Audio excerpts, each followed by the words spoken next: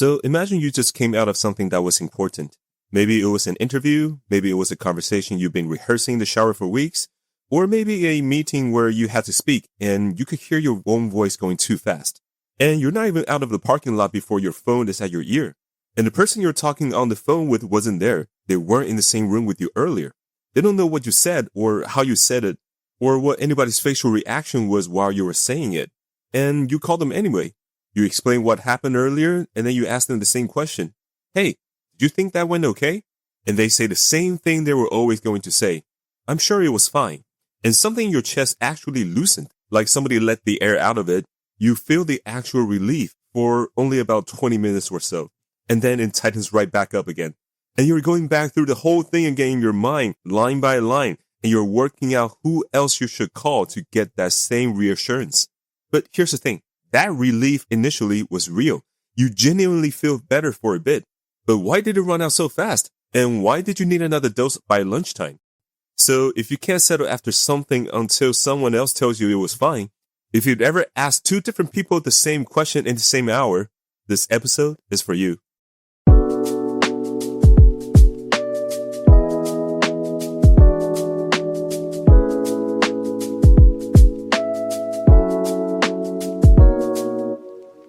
Welcome to Self-Full, the show where we get to the bottom of the doubt we can't talk ourselves out of.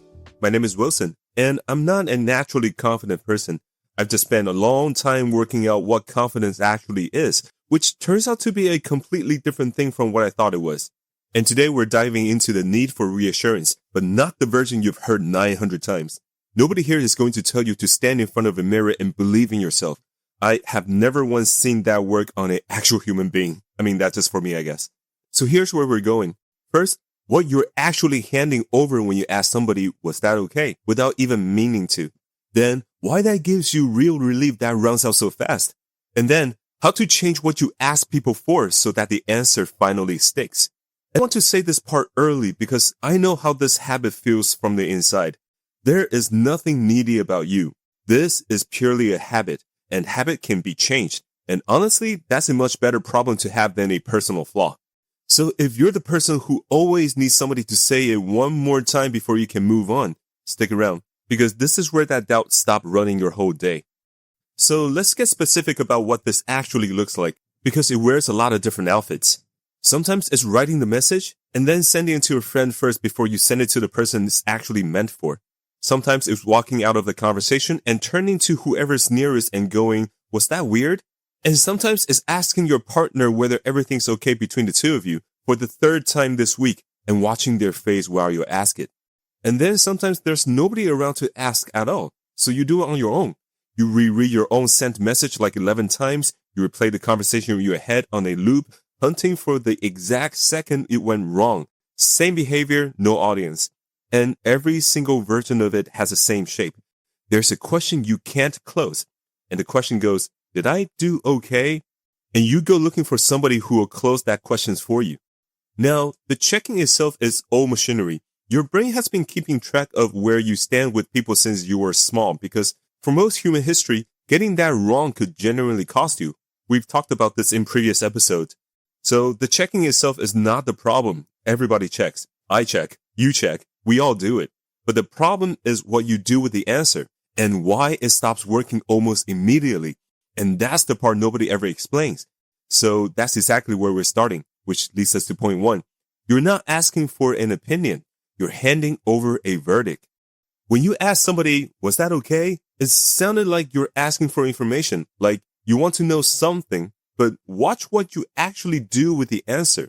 If they say, yeah, it was fine, you take it right away. No follow-up questions, nothing. Done. And if they say, maybe you could have worded differently, you don't treat that as a useful information either. Your stomach just drops and you probably go sulking somewhere else. So you weren't exactly collecting information at all. You were asking somebody to make a ruling and you handed them the gavel and then you stood there and waited for the verdict. And once you see it that way, a few strange things about this habit suddenly make sense. Like the fact that you often ask people who weren't even there. That call from the parking lot, the person wasn't in the room. That person had no idea how it went. They could not possibly know. And you called them anyway.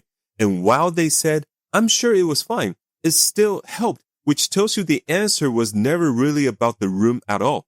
Or the fact that you will sometimes ask 2 or 3 different people the exact same question, because if you were genuinely after information, one person who was actually in the room would do it.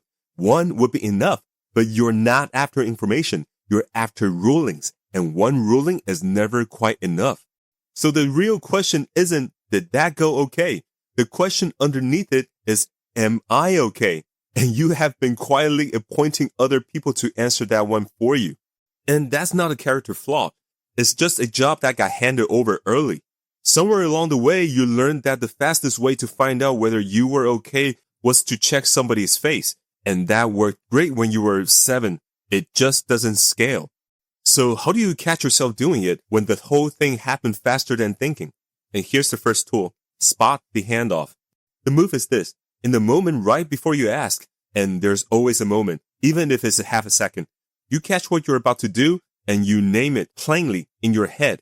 I'm about to hand this to somebody else. And that's it. That's the whole tool. And you're still allowed to ask. This isn't about stopping yourself. Now, the way to spot it reliably is by feel. Because the handoff has a very specific feel to it. It's urgent. And think about that for a second. Because real curiosity is patient. If you genuinely wanted your colleagues read on that meeting, that could wait until tomorrow, easily. But the handoff cannot wait. It's got a pressure behind it, like something needs putting down right now, this second. That pressure is the tell. When the asking feels urgent instead of curious, you're not gathering information. You're handing over a verdict. And that same feeling tells you which of your question is to leave completely alone.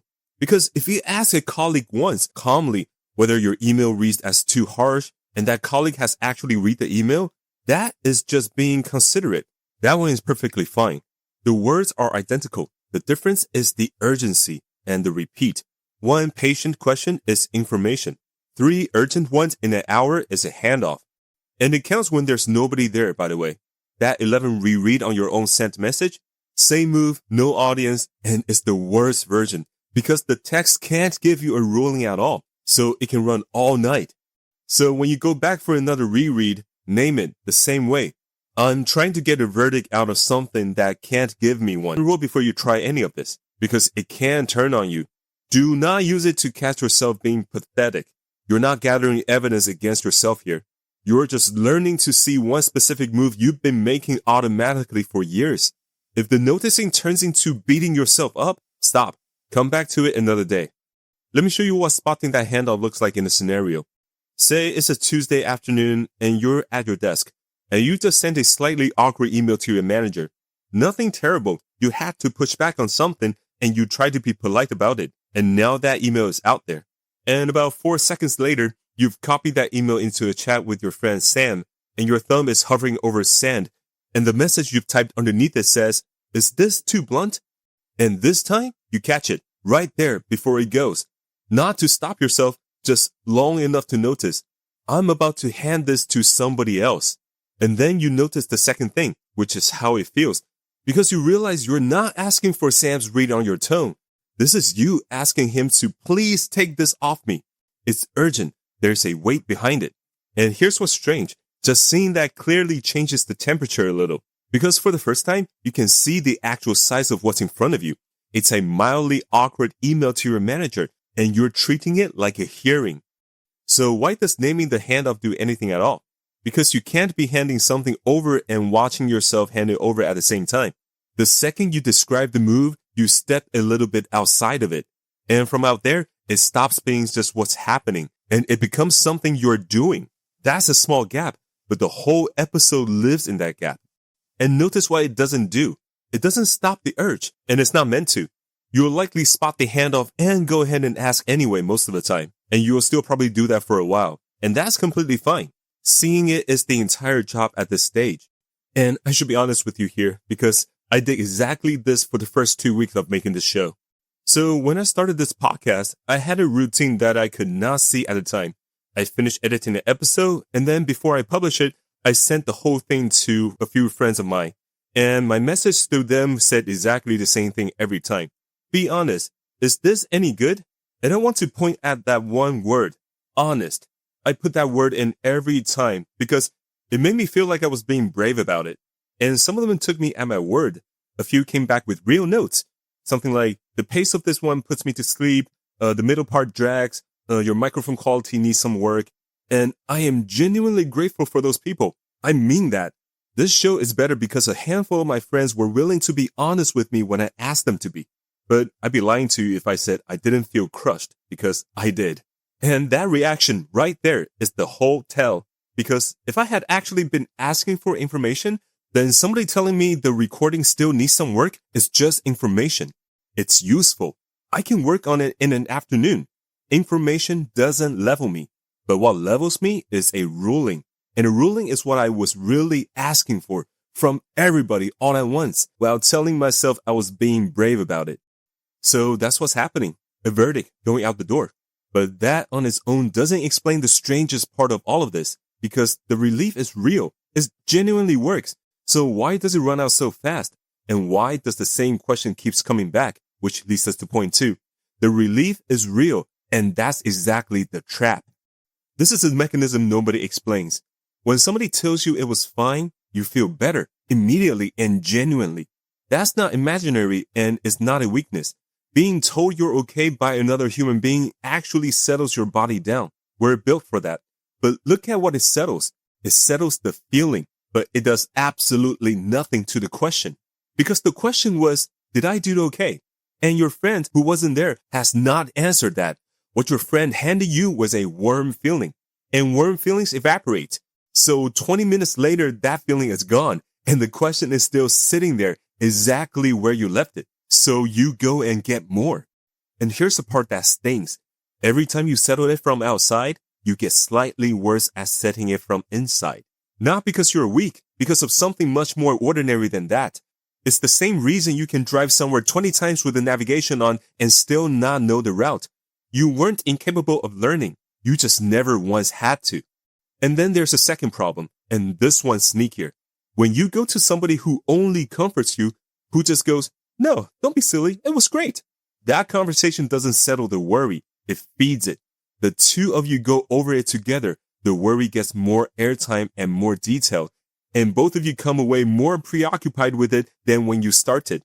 And so the comfort felt good, and the loop got longer and bigger. So that's the trap, and you can see why it's so hard to spot. The reassurance that makes you feel better is the same reassurance that keeps you needing more of it. It works. That's the problem. If it didn't work at all, you'd have given up on it years ago. This works exactly the same way as an addiction, but I digress. But we're not going to try to stop you asking. That's a losing fight, and honestly, it's not even the right target. So what do we change instead? And here's the second tool. Go first. The move is this. Before you ask anybody, you give your own verdict first, out loud, or write it down in one sentence. So if you just sent a message you're unsure about, give yourself a verdict. I think that came out slightly firm, but it was fine. If you just came out of a meeting, you give yourself another verdict. Something like, I think that went okay, though I think I talked too fast at the start. And then, if you still want to ask somebody, go and ask them. You're allowed. The rule is only about the order. You go on record first. And it has to be an actual verdict, which means it has to commit to something. If you say, I don't know, maybe it was fine, maybe not, that's not going first. That's just the worry with a punctuation on it. Say what you actually think happened, including the part that wasn't great. Being specific about the flaw is what makes it a real assessment instead of a hopeful noise. Because here's what that does. Once you've said what you think, the way you look at other people's answer actually change. If you already decided the email was slightly firm but fine, and then your friend says, yeah, it was fine, that is no longer just noise. It's now a confirmation, and confirmation lands somewhere. It updates something for you. Let me show you how to apply this tool in a scenario. Say you just got home from a first date. It's around 11 p.m. right now, and you kick your shoes off by the door, and you're sitting on the edge of your bed with your phone already in your hand. And you know two things for a fact. You talk about your job for far too long, and the last hour was genuinely good.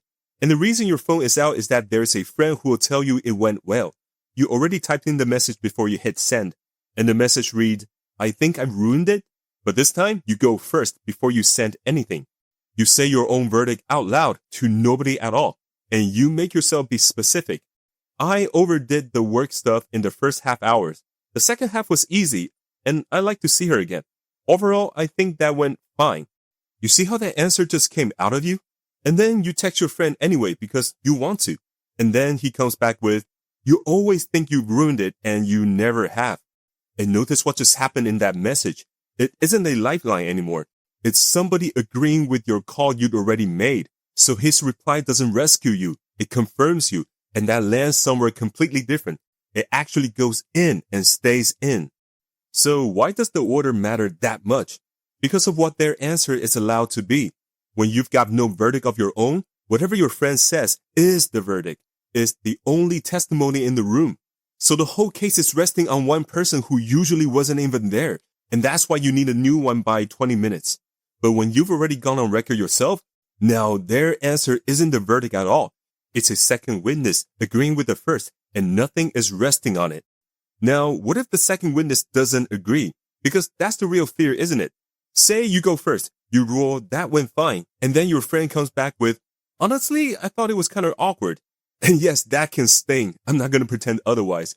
But look at what that sentence actually is now. Before, it was the only verdict in the room.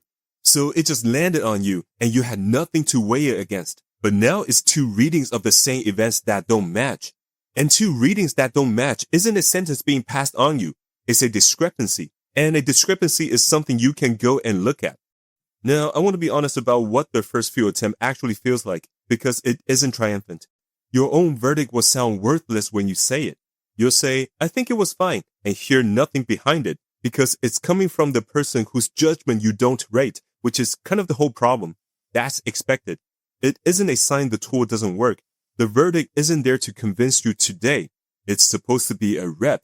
10 of them in a row is when you notice something, not the first one. And some of those reps you will get wrong. You'll rule that was fine, and it'll turn out it landed badly, which sounds like a disaster for a tool built on trusting your own read. Except it's the most useful thing that can happen to you here, because now you know something real about how you calibrate. People who trust their own judgment aren't people who are always right. They're people who have found out how often they are right. And that's the thing you can only ever learn by going on record first. So you can see the handoff now, and you can go on record before anybody else does. But that doesn't stop you from asking for reassurance from other people. I've said that I don't know how many times by now because I mean it. So the next question is the one that decides everything. When do you ask?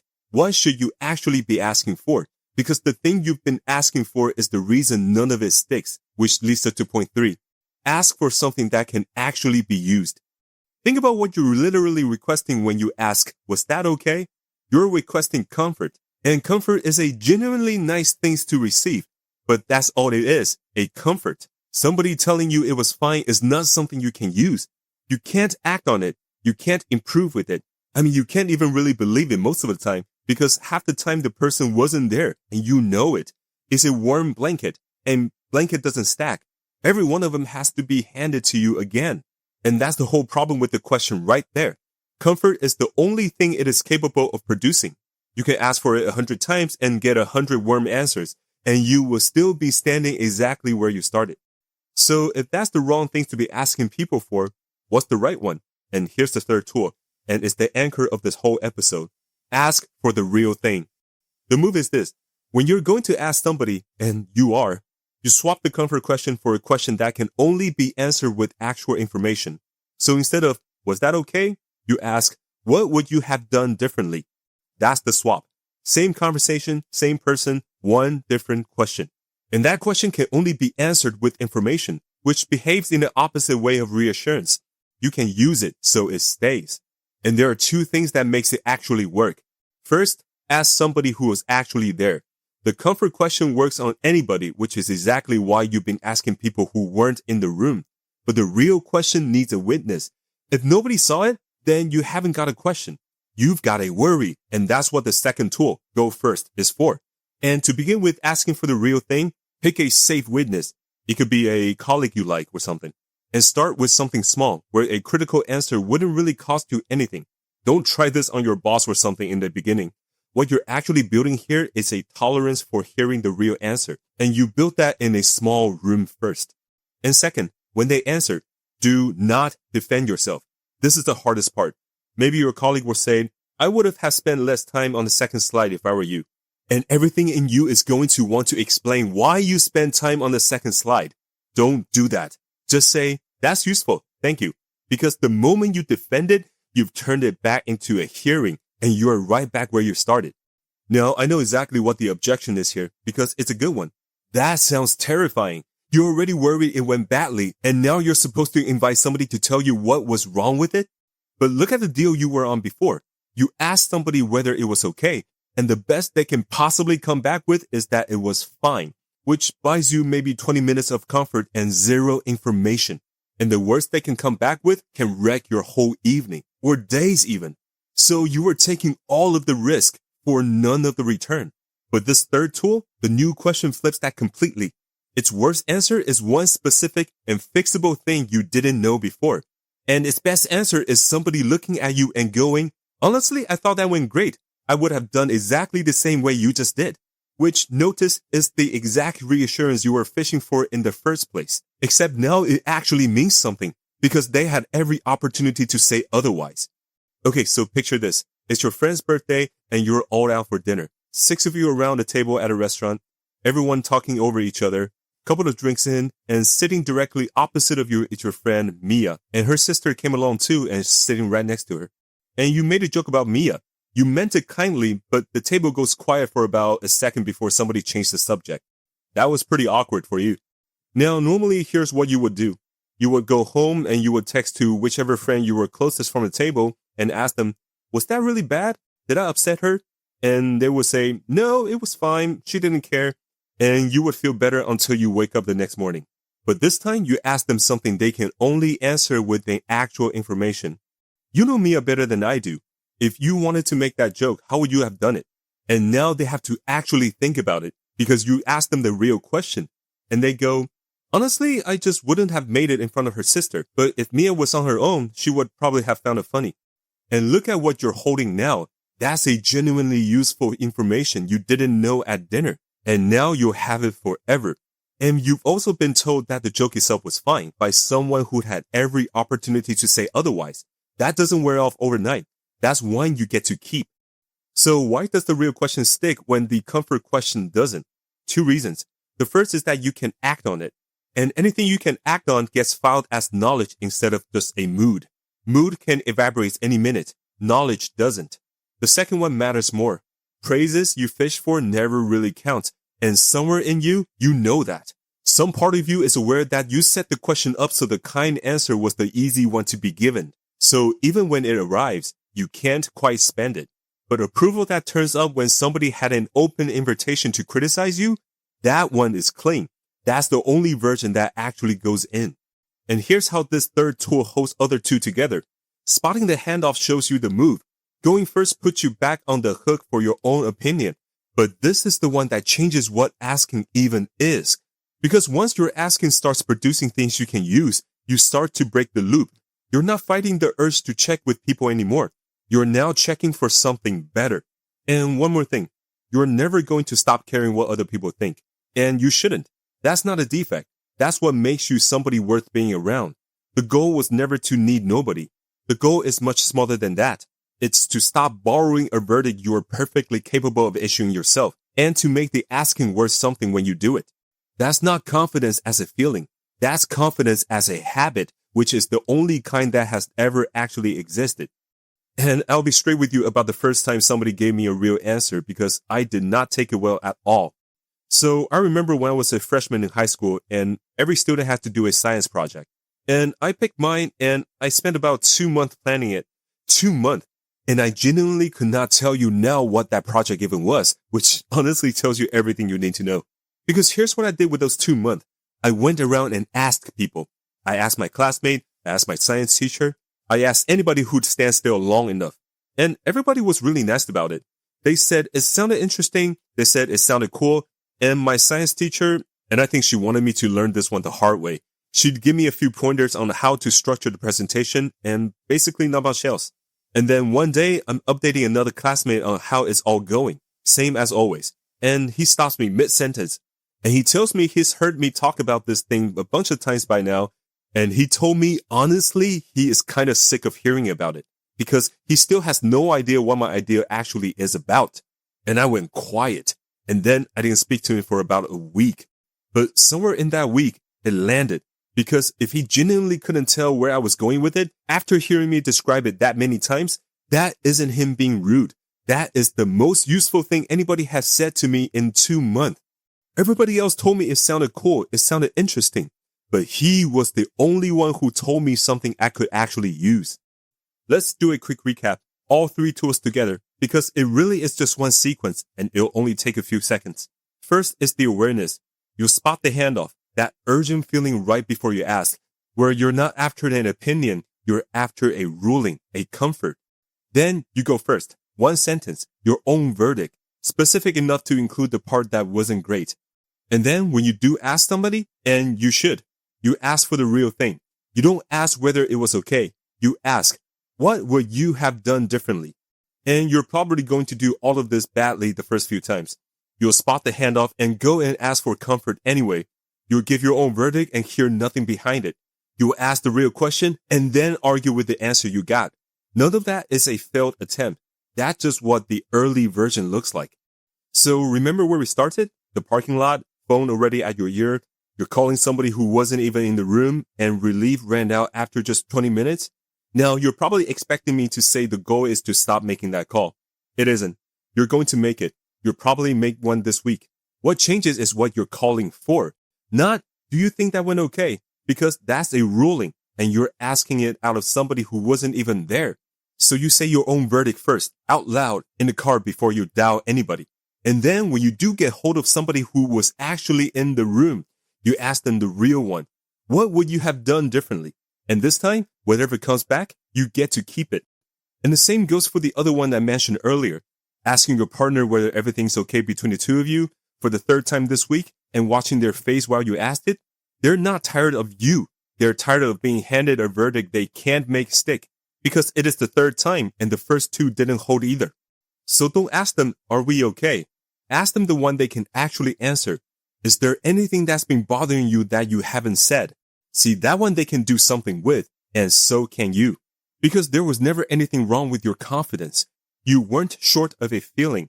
You had a question you couldn't close, and you went and found the fastest way in the world to make the discomfort stop, which is what any sensible person does.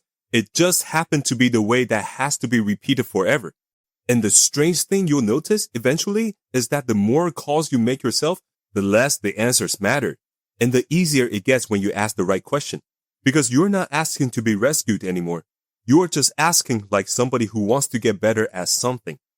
So if any of this has been useful for you, send this episode to the friend who consistently calls you for comfort. The one who needs you to tell them that everything is fine. You know exactly who I'm talking about. And if you applied any of this tool this week, I genuinely love to hear about it. You can find me on Instagram at Self-Help Podcast or drop me in the comments on whatever you're listening to this podcast on. So this week, before you ask anybody, say what you think first and then ask them what they have done differently. And remember, I'm always here for you. Take care.